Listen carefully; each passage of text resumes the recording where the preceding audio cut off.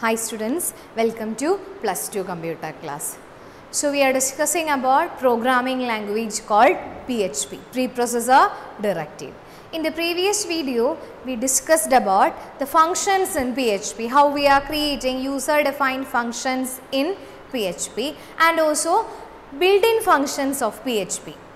So date is an example for built-in function, and after that we discuss some of the string functions of PHP, starting with CHR function to find the ASCII equivalent and strlen function to find the length of a string, then strpos to find the position of a character, then strcmp function to compare two strings. Okay, so hope you understood the string function and also the example. Then in this video, we are going to discuss an important aspect of PHP. What is it? Three-tier architecture of PHP. After that, we will discuss PHP forms and also super global arrays. Okay, so these are the topics that we are going to discuss in this video. Then, so PHP, three-tier architecture of PHP. Three-tier architecture. Then, you know, PHP is a server-side scripting language and it is used for creating dynamic web pages. So, it is dealing with different types of layers. Different layers it is using. These layers are known as tiers. Okay, instead of layers, we are using the term tiers. So, that's why PHP is following three-tier architecture. For example, suppose we are interacting with a web page, or suppose you want to select DHSE web portal, then you want to use any of the web browser. Any of the web browser we will use. It may be your mobile phone or it may be your computer, whatever it is we can use. With the help of web browser, we will type the URL or that particular address using web browser. So, when you type the particular web address, we are interacting with the corresponding web server. Okay, the example DHSE web server will be there. We are interacting with the web server. So, inside the web server, definitely there will be any kinds of dynamic programming language, because PHP is also known as server-side scripting language. So, we can use PHP, ASP.NET, that kind of dynamic web pages in the web server. So, using web browser, we are interacting with the web server. Then, definitely DHSE consists of huge amount of data. So, that's why every web server is dealing with any of the database. Okay, it is dealing with any of database. Okay, so definitely there will be another term that is called database will be present. So, web server is interacting with the database with the help of query language. So, that kind of query language is MySQL that we already studied. So, you know the connection between these three terms. Web browser, any of the web browser we can use. With the help of web browser, we can create any of the client side program for interacting with the web server. So, web server will work with the help of any kinds of dynamic programming language. Then, web server does not have database management system. So, it connecting database with the help of query language. So, when we are accessing data from web page, it is getting in form of row and column. The corresponding row and column is again converting it into web page format. So, that is happening in three-tier architecture of PHP. That means here three types of softwares are working: client, web server, database. Okay, client, web server, database. These are the three aspects that we are using in PHP. So, in your textbook there is one picture is present. With the help of that picture I will explain. So, please look at the picture. In that picture itself the corresponding tiers are given. Tier 1, what is tier 1? Client or browser. Tier 2, web server. Tier 3, database. Okay, it is detailedly given. Then what is happening in tier 1? Browser sends URL requesting file or the program to web server. Okay, web server retrieves file, run PHP program. Web server must consist of any kinds of scripting language, and after that PHP program is transferring files to database, because the entire data is present in database. With the help of SQL commands we can interact with the database. From a database, as a result we are getting SQL commands. Server sends result back to the browser or client. So you look at the tier 1, is it a picture? It's a desktop computer, tab and also mobile phone. 3 devices we can use. Browser displays, renders HTML page, may include JavaScript which run on client. So actually this is happening in 3-tier architecture. Then along with 3-tier architecture, the definition also given in that picture itself. So we will look what is happening in tier 1.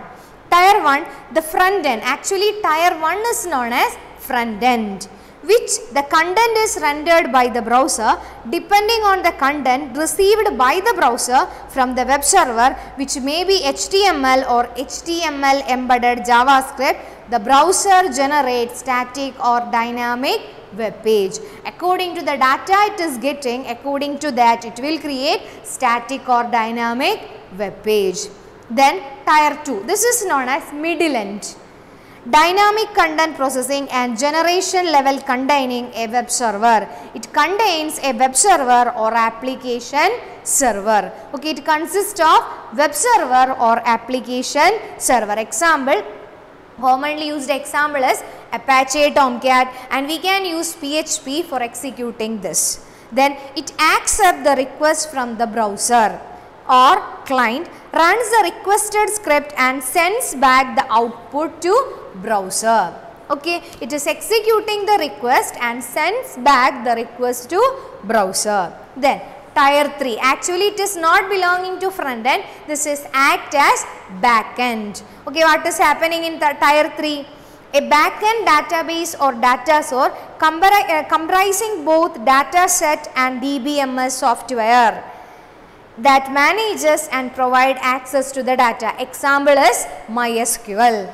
The DBMS software interprets and executes the SQL commands sent from the web server and send back the result to web server.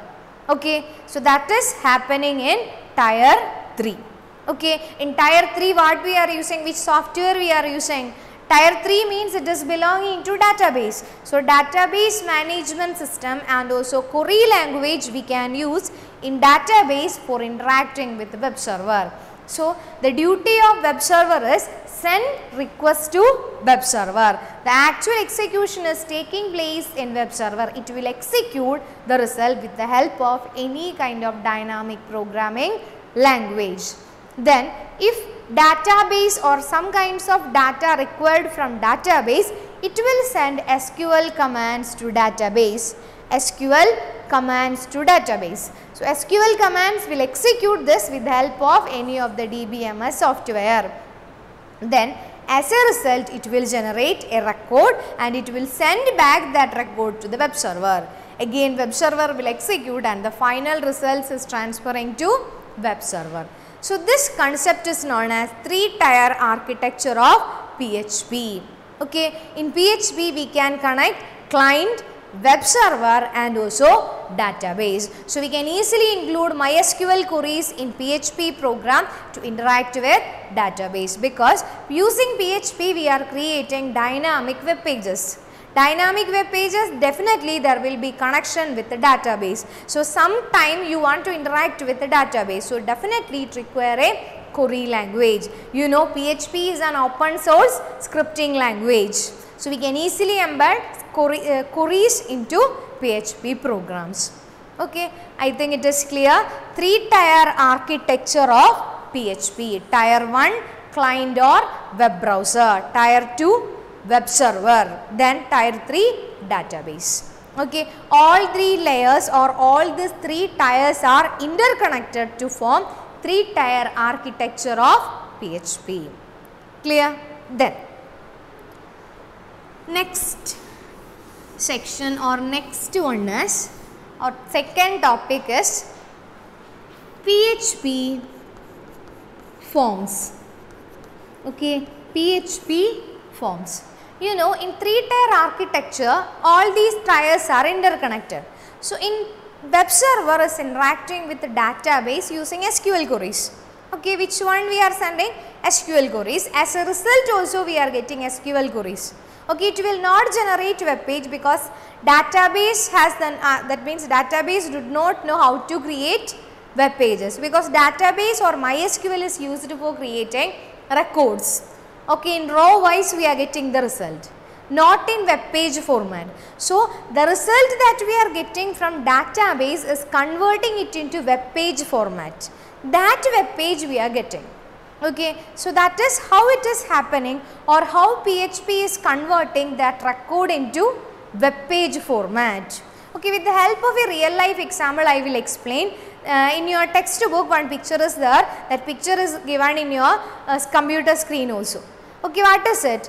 Actually this is an example for PHP form. I think this form is familiar to all the +2 students, because your +1 result you are checking like this. Okay, in the first form, okay, please look at the first form. What does the first form indicate? Government of Kerala Higher Secondary Examination 2014. That means you are going to check your +1 result, okay, using that form. So, we are interacting with that front end. Okay, I think it is familiar to you because all of them viewed this while you are checking your +1 result, and also next year result also we can check like this. So, in that column, roll number column, we can type your roll number. Okay, your exam number you can type here. Then after that you can click on submit button or accept button, whatever it is you want to click on it. When you click on it, what is happening? That is already given in that picture itself. When we are clicking on accept or submit button, the corresponding exam number is transferring to exam number as a result, or as a request is transferring to web server. In that picture, there are two terms present, Apache, PHP and also MySQL. Apache PHP is belonging to web server category. What is it? Web server. And the second one is MySQL. So, the first one is web server and second one is MySQL database software. So, the same exam number is transferring to web server first. Okay, then the web server will transfer the data to the next picture. What is it? MySQL. Okay, in that second one MySQL is present, then MySQL will send SQL commands written. You please look at the arrow mark is there, no? SQL is transferring to PHP, isn't it? Two lines are interconnected. So, web server first send your exam number to database. Then database will check whether that exam number is present in database or not. If it is present, what will happen? It will send that record to web server. Okay, not in web page format. Web server is getting record, that corresponding exam number and record. Then next one, you look at the response one. Actually it is a web page, no? Yes, it is not in record wise format, it is a response. Then who is generating that? In Apache, PHP is a dynamic web page. PHP is already installed one application program according to the application. So, it already generated one sample of a web page. Then it will attach that SQL records to that sample web page. As a result, client is getting the final web page. Clear? So, you by looking that picture you can easily identify what will be the term. Okay. So, the same web page you are getting when you are requesting for your result. Normally, we are interacting with the DHSE web database, but we are not getting data in record wise format. The record, or actually MySQL is sending data in row wise format, but PHP web server, with the help of web server, it will convert that record into web page format. So, already that program is installed in web server software, because web server will know which kind of web page the user want to get. So, according to the format, it already designed that format itself. Then inside that format, it will attach the record. So, any of the student, humanities student, commerce student, whichever student, if they are submitting their register number or exam number, they are getting the same design. Okay, so this kinds of design generated by PHP. So that's why it is known as PHP forms. Actually, PHP forms are used to collect information from the client and pass it to the server. PHP is capable for accepting and manipulating input from all the form elements like text box, combo box, buttons, etc. It is capable for accepting all kinds of data. In this section, we will learn how the client sends information to the server, how the server acquires the work with the information submitted by the client, and how the server sends back the result to the client. Okay, actually server is sending or server is receiving as record wise data, but the record wise data is again converting it into PHP form. This is the speciality of PHP. It will generate forms during the execution procedure. Clear? So this is PHP forms. Then next one, PHP is a dynamic programming language or dynamic scripting language. So it will deal with some special kinds of variables. Actually it is a open source software and it is dealing with web pages. So definitely it will contain some kinds of global variables. So that kinds of super global variables we are using in PHP. So that we will discuss next. Okay. Then okay, I am going to give one picture. In that picture all the super globals name is present. Super global arrays. PHP contains certain predefined global arrays called super global arrays. A super global array means special variable that are always available in script. The first one, what is the first super global variable? It will be always available.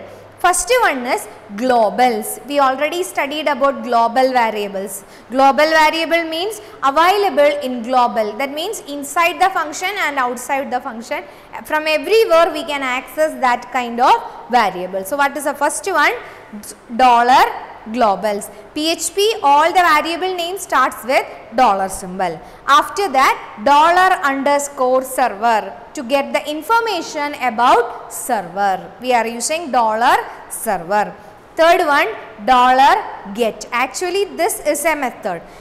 PHP is used for transferring data. Okay, transferring data. So that's why data passed using HTTP using get method. Get method means it is not secure. Suppose you want to send data, then we can use get method. If it is username or password, then we can't use get method, then we are using the next method, dollar post method. Then dollar request, data passed via HTTP request. Using dollar request we can send data. Then dollar files, data passed by HTML file input. Then dollar session, that means the amount of time that we are interacting with web server. Then after that, dollar cookie. Then we know in JavaScript file cookie files will be, that means important information is stored in your computer. Then data stored in the user's browser as cookies. Cookies means small files. Okay, so these are the commonly used super global arrays in PHP. Clear? So these are the different topics that we are discussing in this video. So again we will revise the topics that we studied: 3-tier architecture in PHP, then PHP forms, and also super global arrays. The important term is 3-tier architecture of PHP. It is very important because this is one of the most commonly used advantage of PHP program. Then you want to write one question in your notebook. Briefly explain the working 3-tier architecture. That means write short note on PHP, 3-tier architecture of PHP. So you want to explain tier 1, tier 2 and tier 3. You don't want to draw the picture, but that 3 tiers you want to write in your notebook. Then the super globals we studied, no? The super globals we will discuss about its details, how it is working in PHP, or how we can write this as a programming term. Okay, that we will discuss in the next video. Okay, so hope you understood. The remaining section we will discuss in the next video. Okay, then thank you.